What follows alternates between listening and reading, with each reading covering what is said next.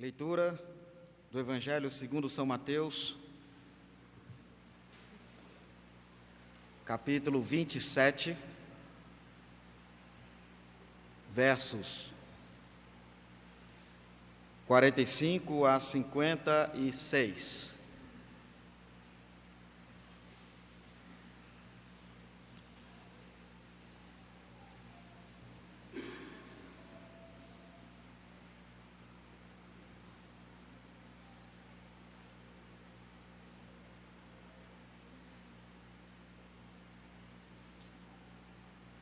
Registrou assim o evangelista. Ao meio-dia, começou a escurecer, e toda a terra ficou 3 horas na escuridão. Às 3 horas da tarde, Jesus gritou bem alto: Eli, Eli, lema sabactani. Essas palavras querem dizer: meu Deus, por que me abandonaste? Algumas pessoas que estavam ali ouviram isso e disseram: ele está chamando Elias. Uma dessas pessoas correu e molhou uma esponja em vinho comum, pôs na ponta de um bastão e deu para Jesus beber. Mas outros disseram: espere, vamos ver se Elias vem salvá-lo. Aí Jesus deu outro grito forte e morreu. Então a cortina do templo se rasgou em 2 pedaços, de cima até embaixo. A terra tremeu e as rochas se partiram. Os túmulos se abriram e muitas pessoas do povo de Deus que haviam morrido foram ressuscitados e saíram dos túmulos. E depois da ressurreição de Jesus, entraram em Jerusalém, a cidade santa, onde muitos viram essas pessoas. O oficial do exército romano e os seus soldados, que estavam guardando Jesus, viram o terremoto e tudo o que aconteceu. Então ficaram com muito medo e disseram: de fato, este homem era o Filho de Deus. Algumas mulheres estavam ali, olhando de longe. Eram as que tinham acompanhado Jesus desde a Galileia e o haviam ajudado. Haviam ajudado Jesus, perdoe-me, algumas mulheres estavam ali olhando de longe. Eram as que tinham acompanhado Jesus desde a Galileia e o haviam ajudado. Entre elas estavam Maria Madalena, Maria, a mãe de Tiago e de José, e a mãe dos filhos de Zebedeu. Oremos. Queremos ouvir Tua palavra, Senhor. Fale-nos. Pedimos em Teu nome, Jesus, por meio do Teu Santo Espírito. Amém. Para sentar, irmãos e irmãs.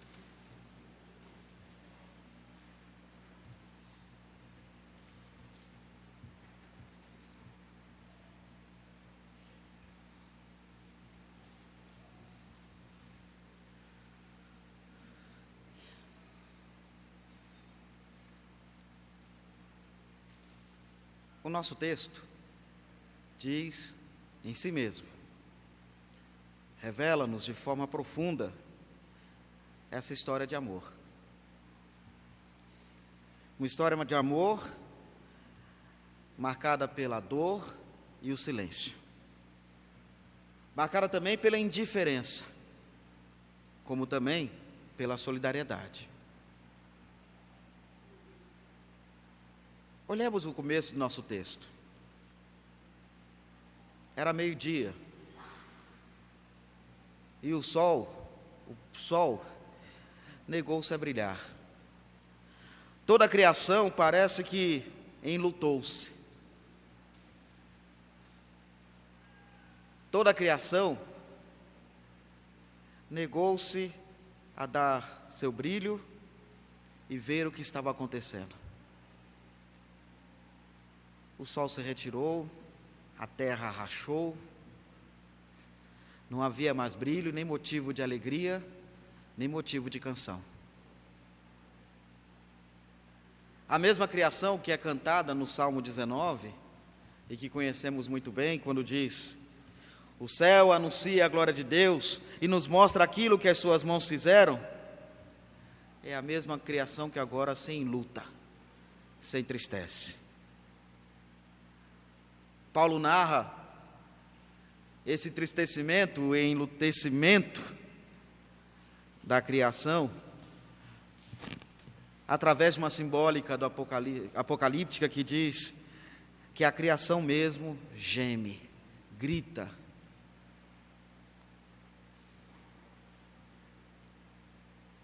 Não há motivo de festa na sexta-feira da paixão. Há motivo de tristeza. Às vezes olhamos para esse texto e nos colocamos na condição de condenadores e julgamos aqueles religiosos da época do Cristo e mesmo o povo da época do nosso Cristo como que um povo iníquo e infiel. Mas olhemos para nós mesmos. Às vezes somos esse povo. Às vezes nos comportamos da mesma forma e nos tornamos indiferentes àquilo que Deus fez na cruz por nós. Nos tornamos totalmente indiferentes a esta cena, a cena do Senhor crucificado em dor, oferecendo-se por nós. É por isso que estamos lendo o Salmo 22. Porque o Salmo 22, ele conta o sofrimento do Messias. Ele canta o sofrimento desse Messias. O grito de desespero e dor desse Messias. Mas também canta a alegria e a certeza de que aquele que morreu na cruz não está só. Há uma belíssima cantata para a Páscoa chamada Viva Está. E em uma das músicas, o compositor sacro traz-nos essa imagem de Deus, olhando o Pai, olhando para o que estava acontecendo com seu Filho. Imagem que nós ocidentais não conseguimos compreender, já que nós ocidentais, a nossa formação cultural, intelectual e mesmo de moral, baseia-se no sacrifício e na morte. A gente não consegue entender esse sofrer do Cristo porque não olhamos pelo olhar do Oriente. Porque ele não sofria só. E nessa canção destaca essa percepção do Oriente. Deus também sofreu, Deus também chorou, o Pai também gritou no grito do Filho. Como é dura a morte, como é duro ficar sozinho. Como é duro sofrer em indiferença. Não é nada fácil. Na cruz está o inocente, que grita: Eli, Eli, lema sabachthani, mas não como um grito de desespero. Nós lemos há pouco no Salmo 22 esse grito e o contexto em que ele surge.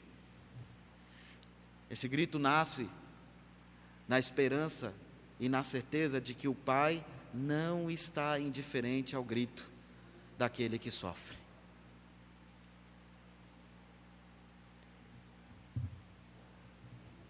Mas eis mais uma vez o Filho, no texto de Mateus, está na cruz. Muitos caçoam, soltam brincadeirinhas contra o Filho. Chegam até a dizer: cadê o seu Deus? Onde está o seu Deus? Outros disseram: ele está clamando por Elias, porque é uma fé popular judaica, de que quando a pessoa está próxima à morte, ela pede a Elias que venha lhe ajudar e levá-la no carrossel de fogo para Deus.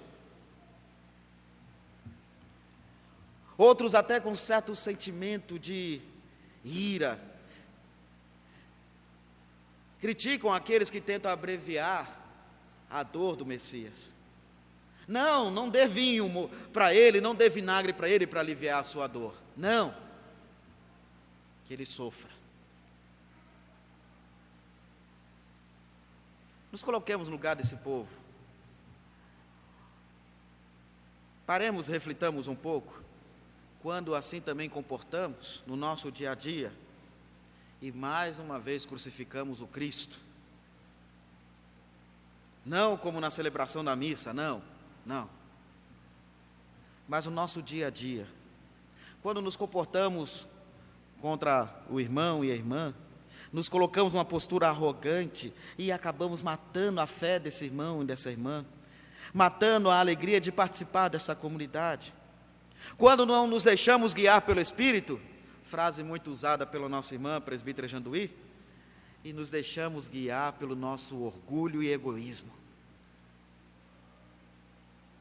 Nos deixamos guiar pelas nossas mãos sanguinárias e de morte. E assim crucificamos de novo o Cristo, agora na figura do nosso irmão e da nossa irmã.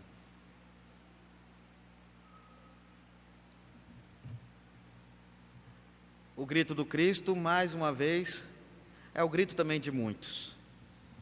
Mas é o grito agora da certeza e esperança de que Deus não está indiferente. Na cruz, o Senhor sofreu de maneira muito profunda. Há um filme do Mel Gibson que ele demonstra um pouco do que isso foi. Não sei se todos assistiram A Paixão de Cristo. Um filme forte, mas que chega próximo ao que aconteceu com o nosso Messias. E ele sofreu isso tudo, sabe por quê? Porque ele nos ama. Por isso, sexta-feira da Paixão não é motivo de festa, é motivo de reflexão, de também nos silenciarmos tal como o sol se silenciou, nos calarmos tal como a criação se calou em luto, e pedirmos ao Senhor com coração sincero: converta, Senhor, o nosso coração a Ti. Converta, Senhor, o meu sim no seu sim. Converta, Senhor, o meu não no seu não. Converta, Senhor, a minha vida para Ti. Sexta-feira da Paixão é sexta-feira de paixão, no sentido de amor, mas também de sofrimento. É momento profundo de reflexão para nós cristãos, a fim de que, ao olharmos para a cruz, valorizemos a cruz. Entendamos e compreendamos que não foi em vão que o Senhor morreu por nós, e que esse gesto de Deus custou muito, custou a sua própria morte na cruz por nós. Paulo chega a cantar aos Romanos dizendo: é certo que um justo queira morrer por outro justo, mas nunca se viu na história um justo que morra pelo iníquo. E assim Deus fez. Por isso, nesse processo de rememoração que estamos passando, que iniciamos ontem, que estamos passando a Semana Santa, queremos dizer, tal como os judeus diriam na liturgia de ontem, nós também fomos escravos no Egito, queremos dizer também hoje, nós também matamos o nosso Cristo. E toda vez que eu ajo de forma injusta com meu irmão, eu mato Cristo. É hora da penitência na igreja, para que nos perguntemos quem foram aqueles irmãos, ou a quais irmãos nós crucificamos no ano inteiro, e que hoje não estão conosco. É hora também de nos crucificarmos também com Cristo, e matarmos o velho homem, a velha mulher, aquela humanidade não guiada pelo Espírito, mas que só pensa das coisas da carne, como diria o próprio Cristo quando se dirigiu a Pedro. Pois quem se guia pelo Espírito, ressuscita o irmão, ressuscita a esperança, ressuscita a fé. Mas quem é guiado pelo próprio instinto egoísta, pela carne, mata o irmão. Finalizando nossa reflexão, irmãos e irmãs. A cruz é momento de desespero, pois rude foi a cruz. Não é assim o cântico? Rude cruz se erigiu, dela o dia fugiu, como emblema de vergonha e dor. Mas é também motivo de alegria. Mas eu amo essa cruz, porque nela Jesus deu a vida por mim, pecador. Quando assim agimos, irmãos e irmãs, a humanidade reconhece quem é o crucificado, tal como o oficial romano fez. Reconhece, porque mesmo ao longe e de longe, algumas pessoas, nesse caso as mulheres, estavam lá fiéis ao seu Senhor, acompanhando em tristeza, mas não com chorada de uma carpideira, mas com chorar quem se sente finito, com o olhar de quem se sente profundamente impactado por aquele que nos olha lá de cima, lá da cruz, perguntando-nos: ei, qual é a sua resposta? Essas mulheres foram fiéis ao Senhor. Somos convidados também a caminhar na mesma fidelidade. Porque a mensagem da cruz não é mensagem de dor, é mensagem de esperança. Foi Calbart que me chamou a atenção nessa semana, numa leitura sobre a teologia da cruz. Ele disse: na cruz do Cristo, temos a cruz da morte de toda a humanidade. Nele, anunciamos que não há mais necessidade de cruz, mas há necessidade somente de que nos derramemos em vida em favor do nosso irmão e da nossa irmã. Por isso a gente canta o refrão que diz: sim, eu amo a mensagem da cruz, até morrer eu a vou proclamar. Levarei eu também minha cruz, até por uma coroa trocar. Sexta-feira da Paixão, que nos apaixonemos de novo por Cristo e que morremos de novo em Cristo, para com Ele ressuscitar. Que nos apaixonemos de novo pelo nosso irmão e nossa irmã, e que morramos em favor do nosso irmão e da nossa irmã, para que juntos possamos ressuscitar. Ter uma igreja multicolorida, uma igreja bonita e celebrante, que tenha a alegria de dizer: valeu a pena, porque Cristo morreu por mim. E agora é o nosso desafio, servir aos nossos irmãos.